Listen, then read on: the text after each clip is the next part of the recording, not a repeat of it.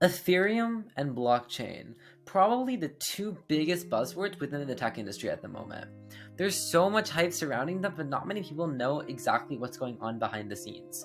I recently wrote an article on Medium discussing ERC-20 tokens and the token standard. If you don't know what those are, check out the link in the description. This video is a continuation of that article and translates those base expectations into a real tangible project. In this video, we're going to be creating an ERC-20 token in under 20 minutes. Let's get straight to it. Great, so now that I'm on my laptop, we're actually going to go through how to create an ERC-20 token from scratch using Solidity. So we're going to be following the fundamentals that were in my ERC-20 article, except we're going to be taking everything that I wrote that was theoretical and converting that into something that actually tangibly exists. So, the first thing that we're going to need is to go on the Remix IDE. We just search up Remix and click the very first link. And that should take you to this page, this is the first thing that you should see. So I've already created a workspace and called it ERC-20, but if you want to do that, just press the square button with the plus symbol, and then type whatever you want. It can be ERC-20, it can be anything, it doesn't matter. And then you press this OK button. I already have one, so I'm not going to do that. But once you have this, you want to press this file button and create a file. And I want to create an Ayush token, or a token to represent me. So I'm going to call it Ayush. And then at the end, this is super duper important, so pay attention. You want to type .sol. So what that does is it's a file extension, the same way that you have .png, .jpg, all of those things for images. You have .sol for .solidity files. It's basically telling our computer that compile this code as a Solidity file, not anything else, not a .txt, it's a Solidity file. Super important, make sure that it's spelled exactly SOL. Great, so next step is you want to go to the Solidity compiler, which is this little fancy tab over here. And it should say 0.8, or it should say, I'm not sure what it says for you actually, because it depends on the time frame.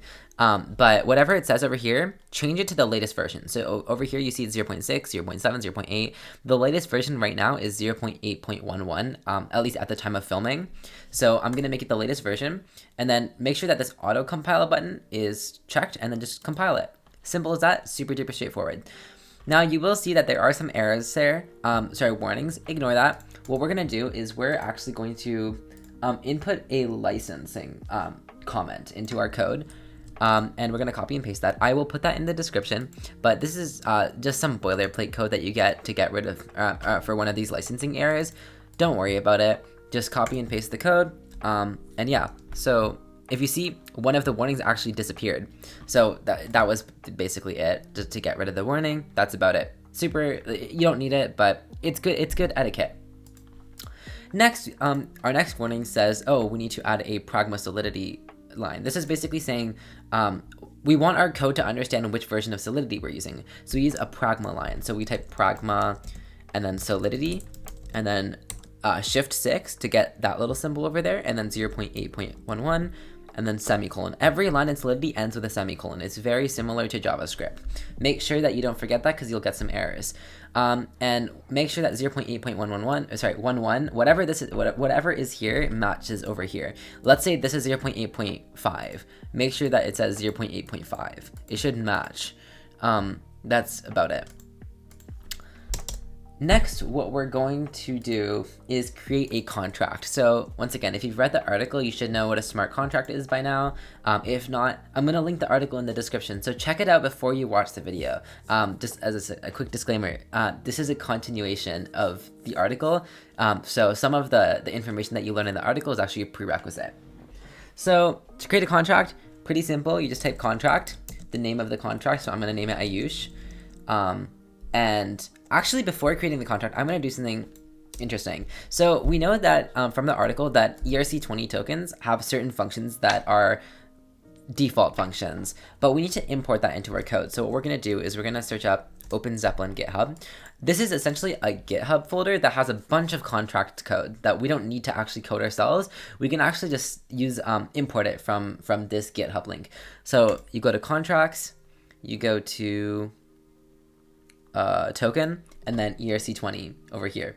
And then we go to the Solidity file for ERC-20, and we have if it loads, all of these functions.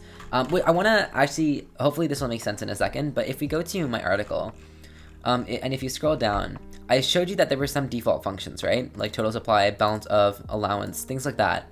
If you go here, you can see those exact same, see total supply, balance of, transfer, decimals, allowance, approve, all these functions that are like the main functions are here. So that's basically saying, let's just import this file so we don't have to add in like the basic ERC-20 files. So every single time you want to create an ERC-20 token, just import this file. So to import this file, really, really simple. All we do is we copy this link, which I'll put in the description, and then we type after the Pragma import, and then quotations, and then enter. Sorry, Control V, or paste, semicolon. Remember, everything else is semicolon. Do not forget the semicolon, it's important. There, now we have all of that imported. Now we're gonna create our contract. So contract Ayush is ERC-20. What this is saying is that we have our contract, which is Ayush, and then we have our contract Ayush, our smart contract, is actually an ERC-20 token. So I know I'm getting an error right now over here. Just ignore it. That's because we don't have a constructor yet, which we're gonna add, ERC-20. So to explain, I'll explain the code before actually I'm gonna code it first and then I'll explain. So I'm gonna write Ayush token. There, so this is our constructor. To explain what a constructor is, pretty simple. A constructor is essentially like what runs on deployment. So when we deploy our smart contract, all of the variables, everything that's done in the constructor is going to happen on initialization. So what this line of code does is if we go here onto this GitHub link, we see contract ERC-20 is context, and then we have this contract that we created. Wait, sorry, not here. Actually, we're supposed to look at the constructor. So in the constructor, which is over here, it says it has two parameters. It has a name parameter and a symbol parameter, which, if you'll recall, are the same parameters as name and symbol over here.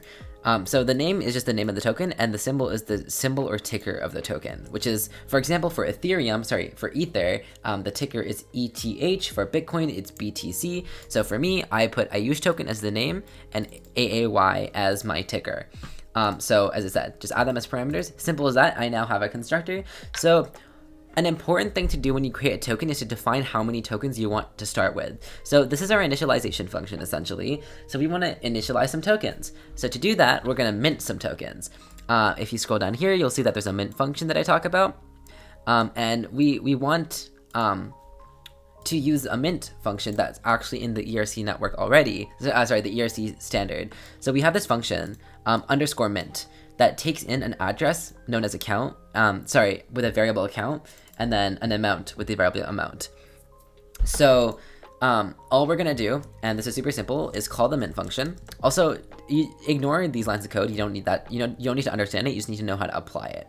So we're gonna type in mint to call the function over here, and then we have two parameters, account and amount. So for the account, we want the code, sorry, the tokens that are being minted to be sent to the account of who's running or initializing this. So we're gonna type some handy keyword known as message.sender. This is basically saying whoever deploys it, that's where you're minting the token. So that's the account that's gonna have the initial tokens, which then I can distribute to other people, and that actually starts the token, kind of like chain. And then the amount, for now, I'm just gonna write 10,000. But we also need to specify the number of decimal places. So if you want to specify that, we can write times 10 and then two multiplication symbols, which denotes to the power of.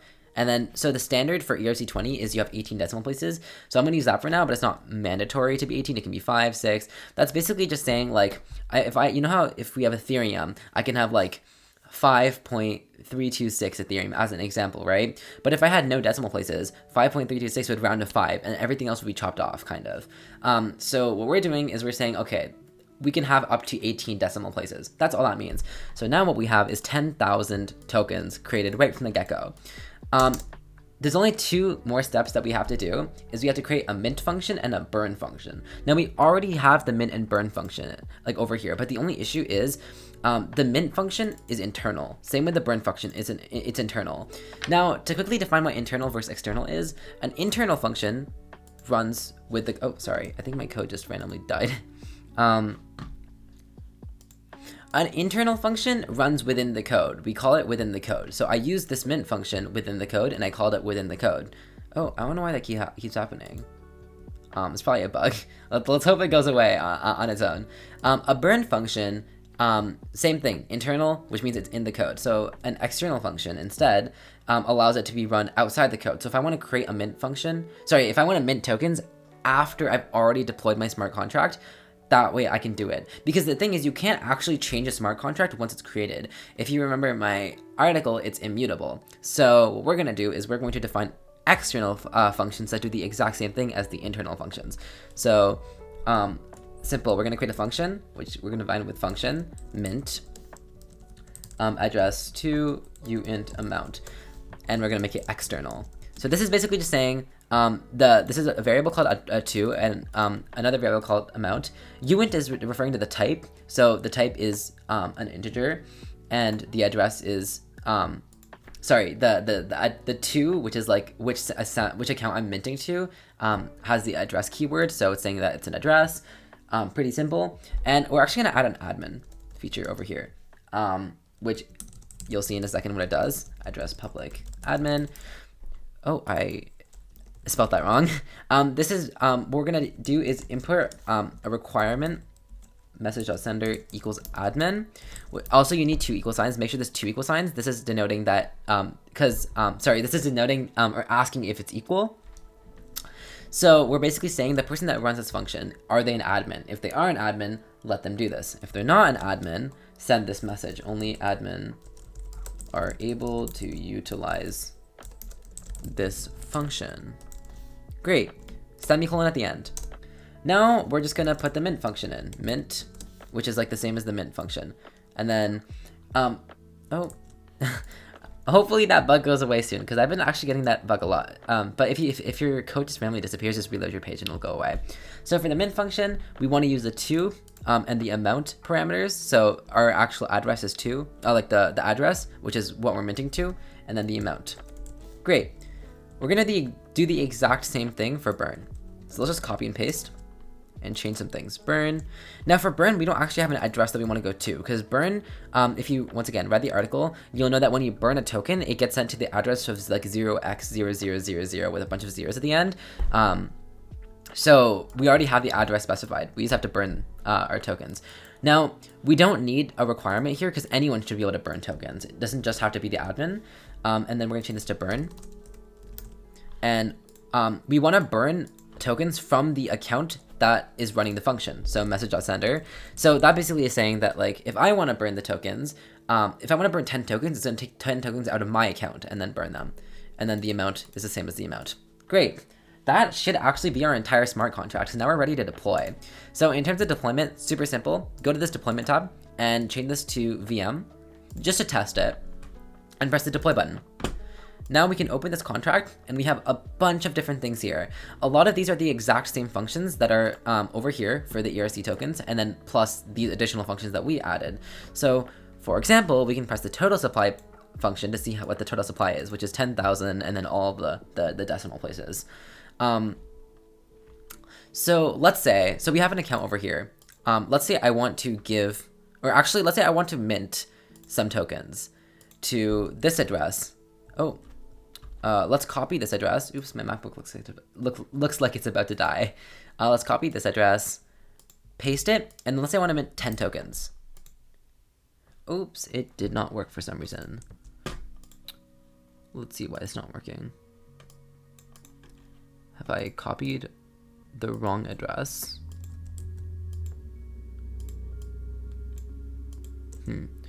I'll be back. Let me figure this out. Great, so I figured out what the issue was. It was actually pretty simple. I forgot to define what admin was, so we just write admin equals message.sender, semicolon. This is basically saying that whoever's running running this program has to be, or is gonna be the only admin, which means, that bug's a little bit annoying, but whoever is running the whoever is running the program, the smart contract, deploying it, is the only one that can mint tokens. So we can test that out by deploying our smart contract over here. And we can go to mint And let's say I want to mint some tokens. So let's say 12. Great, check mark. And now if you look at total supply, see there's 12 more tokens. So now we've actually created our Ethereum token, our ERC-20 token, but we haven't deployed it on Ethereum servers. So to do that, we actually need MetaMask. So we can search at MetaMask Chrome extension over here, and I'll put a link to this in the description. And then right now it says remove from Chrome because I already have it, but you can download it. And once you have it installed, make an account, go through that process, and then we go to deploy. And instead of having JavaScript VM, let's switch to injected Web3. It's going to open MetaMask, and you can open your account, connect it. Great. So now that we have our MetaMask connected, what we actually want to do is, it says main one network. We don't want that because that's actually going to spend our own money. So we want to actually press show/hide networks and turn this on. So this is going to show test network. So now there's a bunch of these. So we're going to be using Ropsten test network to test our, or to deploy our application. So I already have some Ethereum in here. Don't worry, this isn't real Ethereum. You can actually get Ethereum from Ropsten or for these fake testnets by searching up, for example, Ropsten faucet, Ropsten Ethereum faucet, and then you can put your address. So, oh, my MetaMask is not loading for some reason. There, you copy this, paste this, and then over like 24-ish hours, you'll get some Ethereum. So now that make sure it says Ropsten over here because you don't want to spend your own money. And then we can actually deploy this as we would, or as I would. So deploy, confirm, and it is going to take some gas fees, but don't worry, it's fake money, so it doesn't matter.